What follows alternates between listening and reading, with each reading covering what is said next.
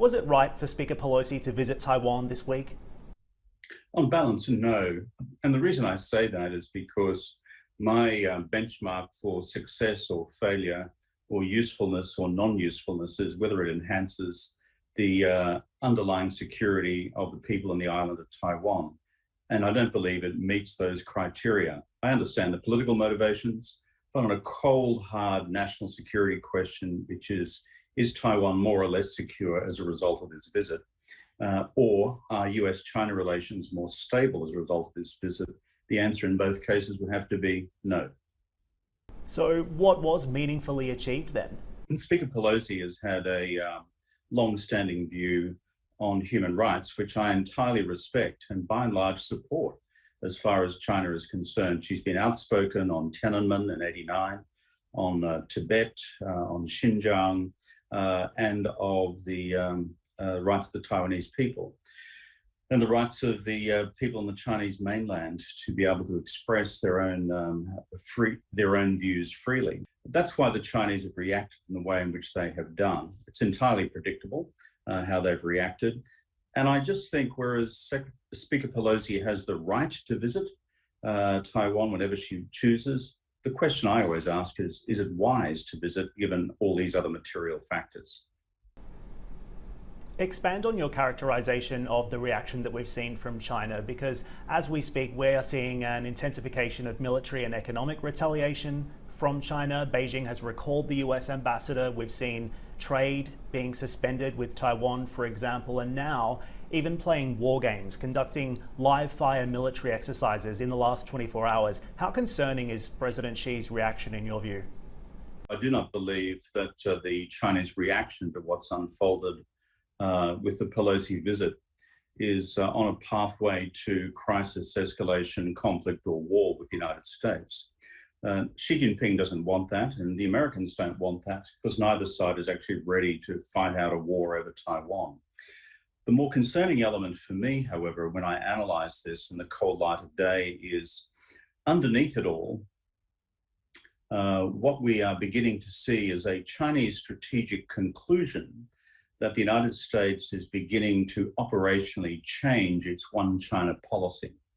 And that is a policy which was anchored in the so-called third of three joint communiques between China and the US back in 1982.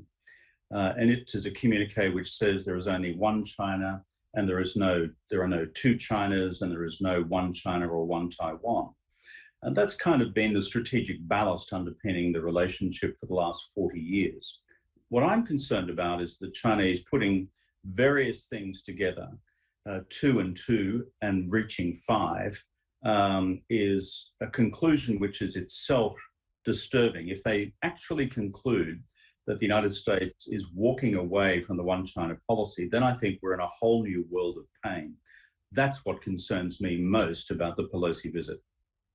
So expand on that for me. How do you see the future relationship between the US and China if Speaker Pelosi's lone wolf move has, as you say, undermined the US posture of strategic ambiguity and that one China policy?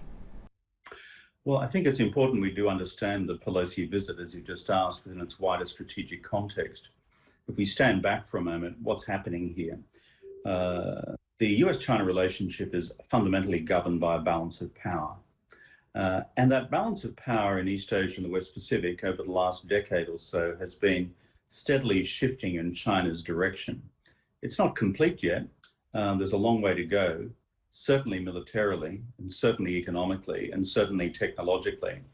But that underpinning strategic ballast in the relationship provided by that balance of power is itself in flux.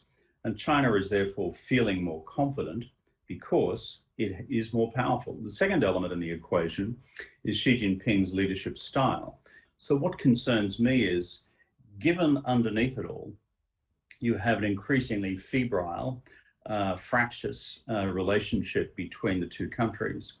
It simply takes often a match to light a flame, which then catches fire more broadly. That is what I'm concerned about. Not tomorrow, not next month, but certainly in the years ahead, particularly as Xi Jinping is likely to be re-elected or reappointed as General Secretary of the Communist Party at the 20th Congress in October, November. And Prime Minister, a lot of our viewers are following the money. They want more context. They want to understand how this is going to shift the sands economically and politically. I've spoken to experts this week. They say we can probably price out any kind of Trump-era tariff reduction for now. Would you agree? Markets, in my observation, have been able to price in, shall we say, political judgments and misjudgments within a band of possibilities. When you start to go beyond that band into fundamental geopolitical destabilization and risk, then markets then will respond accordingly, and they will seek to put their capital elsewhere into more secure holdings and often more liquid holdings. So looking at this as it's unfolding, I am concerned about the structure of US-China relations for the rest of this decade. I am on balance not persuaded that we are likely to see any intentional war between the two sides this decade. I think Xi Jinping's timetable for that is more likely to be late 20s, early 30s. But in the meantime, and this is the imponderable, given the absence of strategic guardrails or rules of the road for the relationship between China and the United States, in the meantime, there continues to be this risk of conflict by accident and miscalculation. The Chinese leadership watching very closely the outcomes of the US midterms. President Biden, of course, facing significant pressure on his leadership now. How do you think that is going to play, and this situation is going to play on both sides of the aisle at home for him? And could you call this a win for the Democrats in any way? I wouldn't describe it as a win for the Democrats. A friend of mine who's a Democratic pollster here in the United States indicated that in the top set of 8 issues on the voters' minds, the foreign policy questions of either Russia, Ukraine, and of China, Taiwan don't really figure. It starts with the price of gas, and it moves through cost of living pressures as well as what's happening, what else is happening within healthcare. I think therefore, the political equation in the United States is very difficult to predict. The Chinese deep view is American politics is domestically politically unraveling.